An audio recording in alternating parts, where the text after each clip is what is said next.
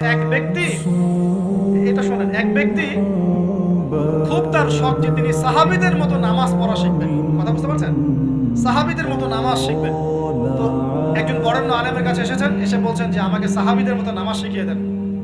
তখন সেই আলেম আরেকজন আলেমের সন্ধান দিয়েছেন যে তুমি তার কাছে যাও, তিনি শেখাবেন।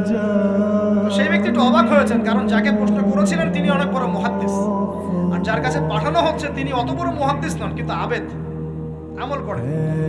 তাকে গিয়ে বলছেন উনি আমাকে পাঠিয়েছেন সাহাবী মারা নামাজ শিখিয়ে দেন।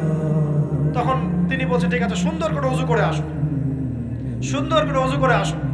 ওযু করার সময় খালি খেয়াল রাখবা যে আমি ওযু করছি শুধু আল্লাহর সন্তুষ্টির জন্য। কি খেয়াল রাখবেন? ওযু করছি শুধু আল্লাহকে রাজি খুশি করার জন্য ওযু করছি, আর কোনো উদ্দেশ্য নাই আমার। ওযু করতে যাচ্ছে, তিনি আবার বলছেন দাঁড়াও, শুধু আল্লাহকে রাজি খুশি করার জন্য ওযু করো। আবার শুরু করছেন, আবার বলছেন শোনো, শুধু আল্লাহকে রাজি খুশি করার জন্য ওযু করো। এভাবে বলতেই আছেন। নামাজে দাঁড়িয়ে আছেন, দাঁড়ানোর আগে বলছেন শোনো, শুধু আল্লাহকে রাজি খুশি করার জন্য নামাজ পড়ো। বলতেই আছেন, বলতেই আছেন। এক পর্যায়ে সে ব্যক্তি নামাজ শুরু করলো, নামাজে মনোযোগ এদিক ওদিকে যায়, আর তার মাথায় এটা আসে, এই শুধু আল্লাহকে রাজি খুশি করার জন্য আমাকে নামাজ পড়তে হবে, শুধু আল্লাহকে রাজি খুশি করার জন্য নামাজ পড়তে হবে। এই চিন্তা তার মনের মধ্যে ঘুরপাক খাচ্ছে, ঘুরপাক খাচ্ছে। এভাবে নামাজটা সে শেষ করেছে। শেষ করে চিন্তা করছে যে নামাজ তো পুরোপুরি মনোযোগ দিতে পারলাম না।